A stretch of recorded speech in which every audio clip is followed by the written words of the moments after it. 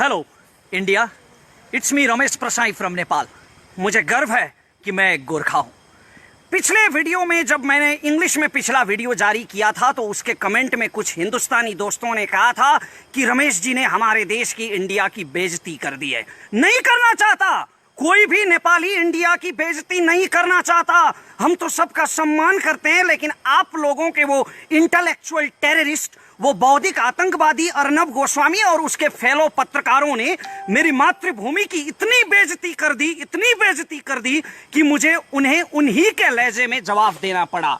वैसे भी हम आपकी तरह गांधी के देशवासी तो है नहीं जो एक गाल पे थप्पड़ मारे तो दूसरा गाल आगे कर दे। हम तो भक्ति थापा के देशवासी हैं जी। हमारे यहाँ तो जब माँ बहन का अपमान होता है, जो कोई माँ बहन की बेइज्जती पे उतर आता है तो उसका जवाब खुकरी से दिया जाता है। तो इस मिट्टी का बेटा होने के नाते मेरा भी ये फर्ज था कि मैं अर्नब गोस्वामी जैसे बौद्धिक आतंकवादियों की उस बेइज्जती का, जो उन्होंने मेरी मातृभूमि का अपमान किया, उनका उन्हीं के लहजे में जवाब देता।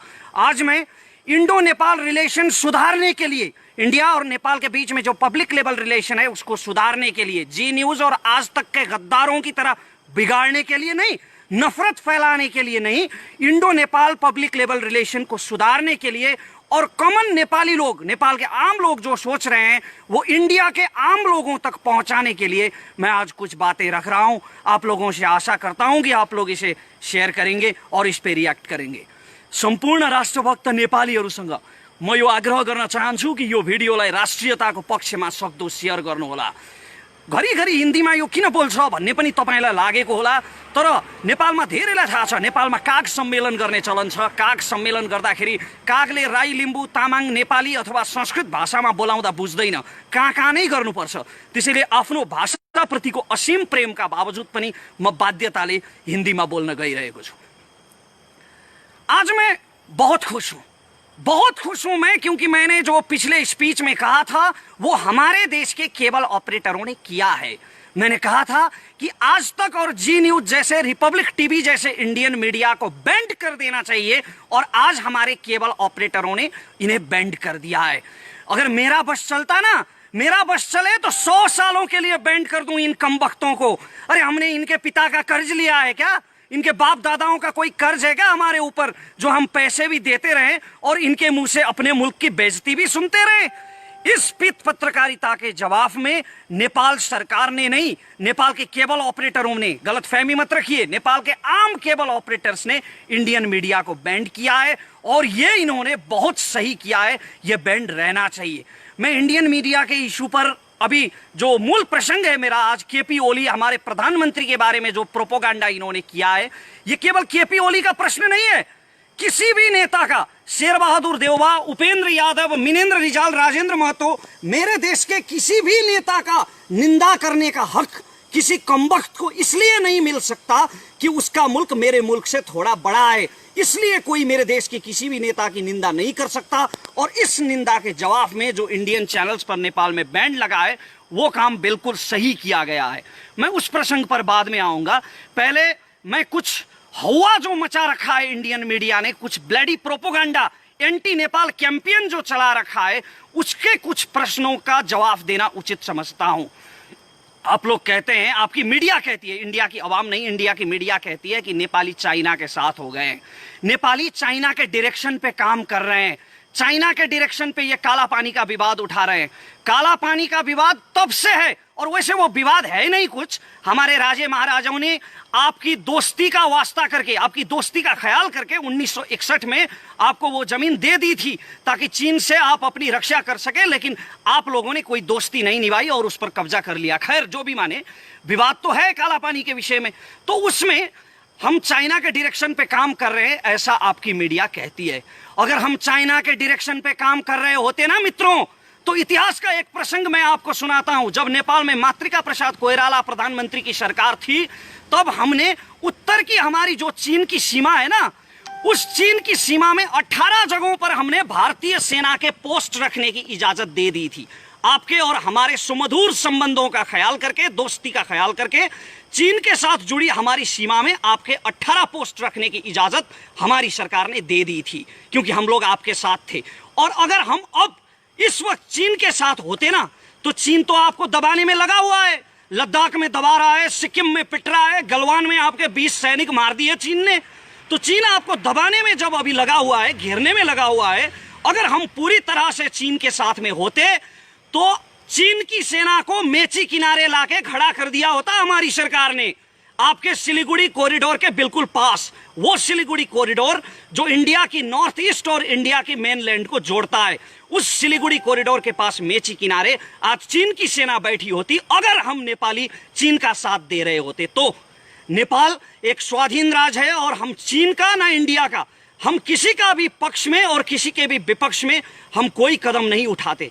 हम अपनी स्वाधीनता सुरक्षित करने के लिए काला पानी पर दावा कर रहे हैं। जो हमारी जमीन है उसमें चीन का कोई रोल नहीं है, और चीन का रोल इसलिए है कि चीन ने आप लोगों के साथ ट्रेड ट्रीटी की है, व्यापार संधि की है उसने लिपुलेख को लेकर। लिपुलेख को व्यापारिक नाका बनाने की जो संधि चीन ने आपके साथ की है, हमने चीन को भी, सिर्फ आपको नहीं, चीन को भी हमने डिप्लोमेटिक नोट भेजा है और हम किसी के भी पक्ष में नहीं है।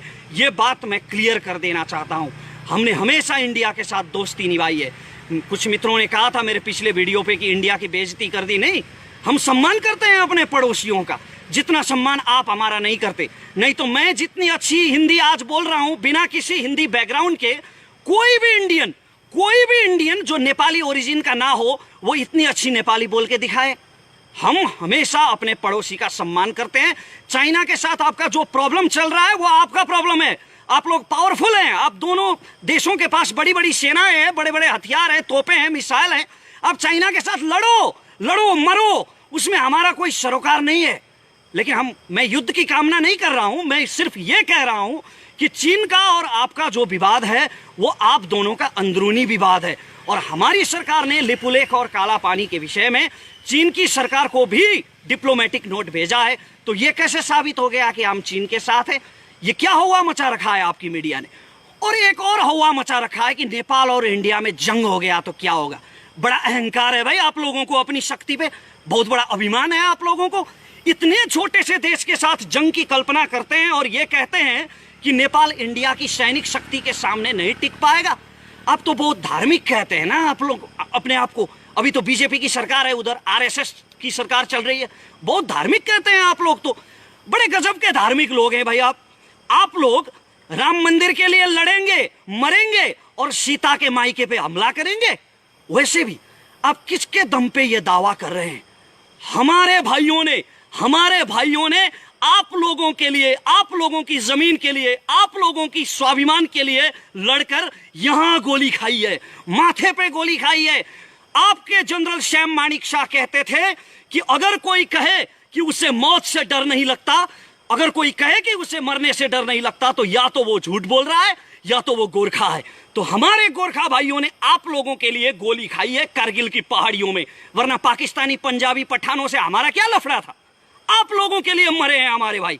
अभी मैं नाम गिनवाने जाऊं तो 1000 के करीब हो जाएंगे और ये वीडियो ऐसे 100 वीडियो कम पड़ जाएंगे। हमारे भाइयों ने जो पुरुषार्थ आप लोगों के लिए किया है वो गिनवाने जाऊं तो ऐसे 100 वीडियो कम पड़ जाएंगे। हमने हमेशा दोस्ती निभाई है और आप लोगों ने अभी इस दोस्ती का लिहाज नहीं रखा है। और आप लोग नेपाल से युद्ध की बात करते हैं। आप लोगों को शर्म आनी चाहिए, लज्जा होनी चाहिए नेपाल से युद्ध की बात करते हुए। हमने हमेशा आपके साथ दोस्ती निभाई है।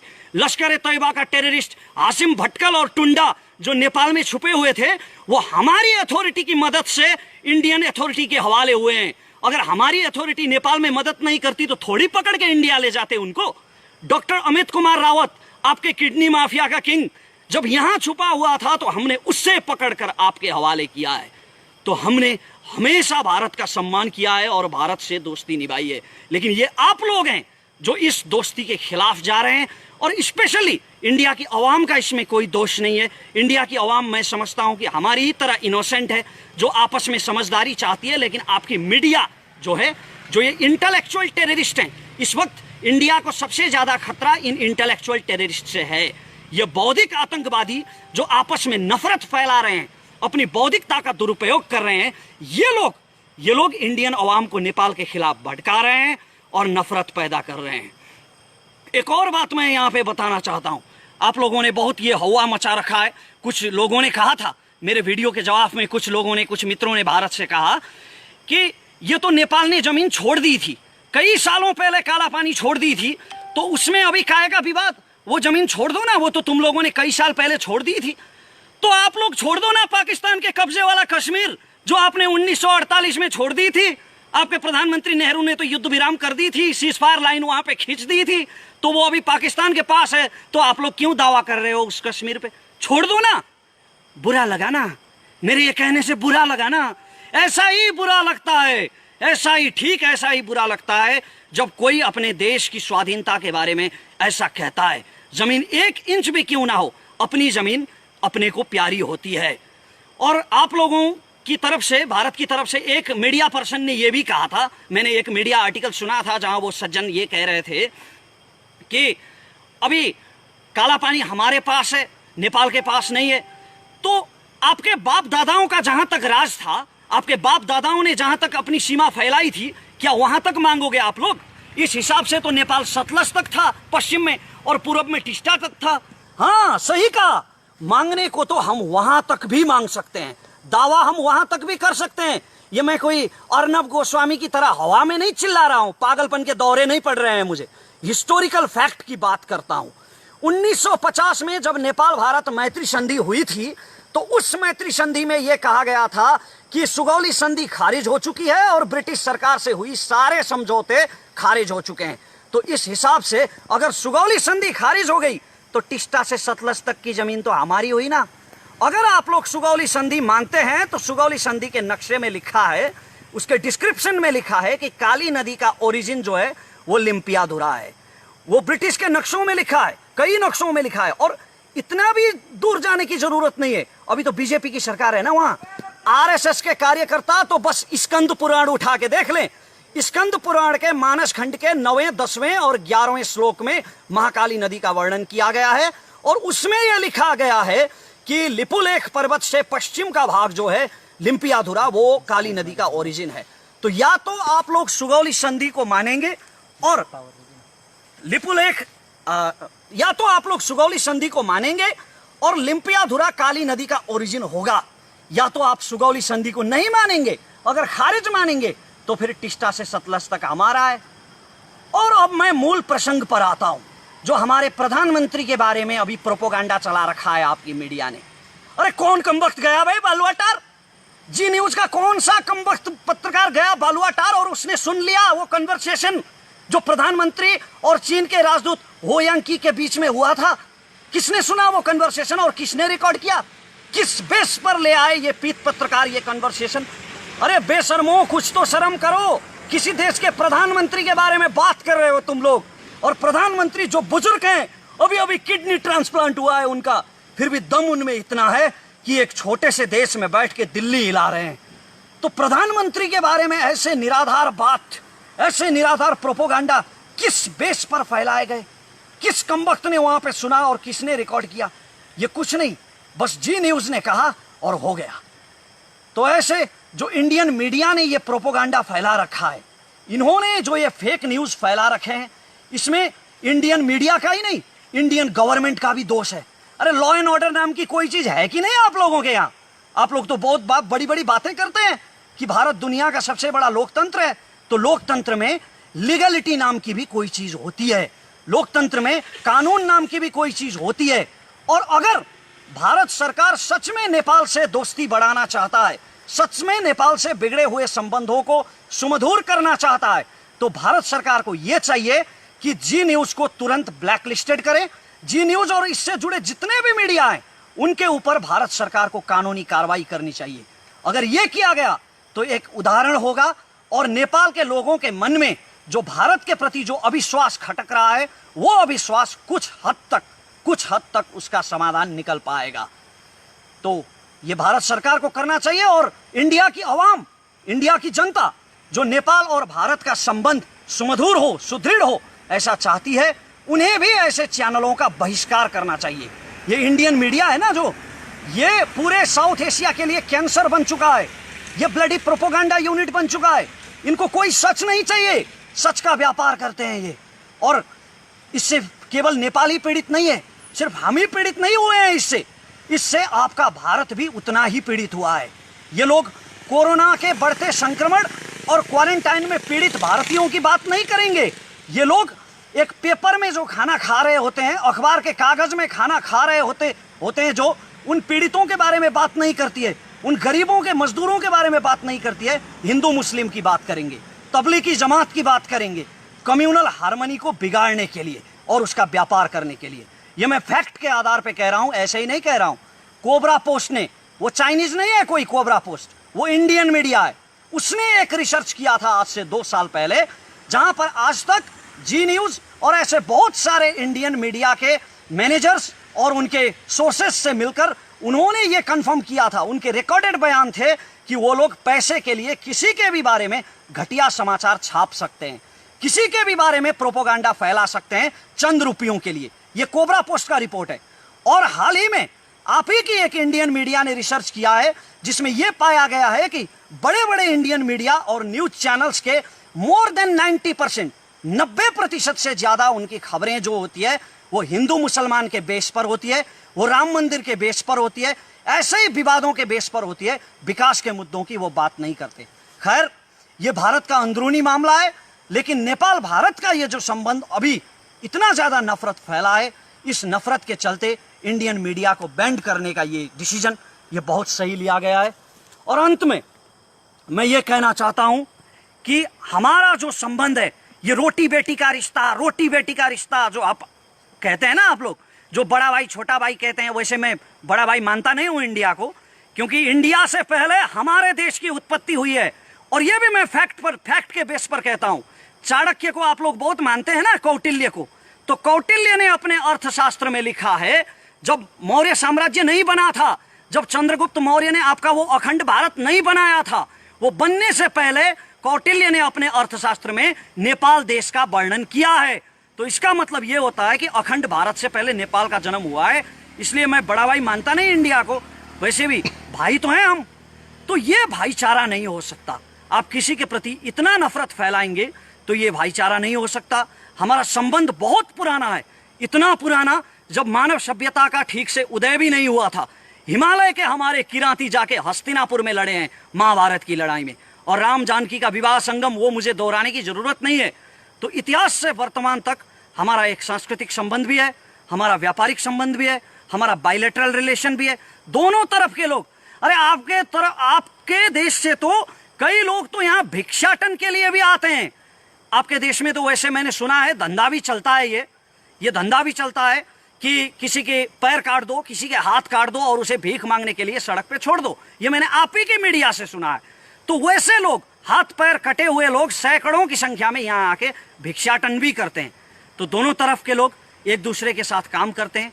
और प्रधानमंत्री के साथ, प्रधानमंत्री के विषय को लेकर, प्रधानमंत्री के व्यक्तित्व को लेकर ये जो प्रोपोगंडा फैलाया गया है, इसके बारे में मैं ये कहना चाहता हूं कि ये प्रोपोगंडा अंतर्राष्ट्रीय रूप से भी इसने भारत की बेइज्जती की है। इसे पत्रकारिता के इतिहास में, विश्व पत्रकारिता के इतिहास में इसे काले अक्षरों से लिखा जाना चाहिए। वो आपका देश है, वो आपका देश है जहां सैकड़ों गर्लफ्रेंड्स बदलने वाले चरित्रहीन व्यक्ति को सुपरस्टार का तमगा दिया जाता है। लेकिन हमारे यहां कभी नेपाल घूमने आइए आप लोग, नेपाल में कोई भी लीगल रेड लाइट एरिया नहीं है। हम महिलाओं का बहुत ज्यादा सम्मान करते हैं और हमारा नेपाली समाज काफी चरित्रवान है। तो ऐसे प्रोपोगंडा पर यकीन मत कीजिए। और मैं इंडियन पब्लिक से ये निवेदन करता हूं कि ऐसे चैनलों का आप लोग बहिष्कार करें। हमारा जो बायलैटरल रिलेशनशिप है, पब्लिक लेवल रिलेशनशिप है, ये हमेशा चलता रहे। इंडिया और नेपाल दोनों देशों की प्रगति हो, यही मैं अंत में कामना करता हूं। और ये नफरत की दीवार जो ये इंटेलेक्चुअल टेररिस्ट फैलाने की कोशिश कर रहे हैं, आपके और हमारे दिल में जो जहर भरने की कोशिश कर रहे हैं, इस जहर से बचें, मैं ये सबसे प्रार्थना करता हूं। धन्यवाद। जय नेपाल।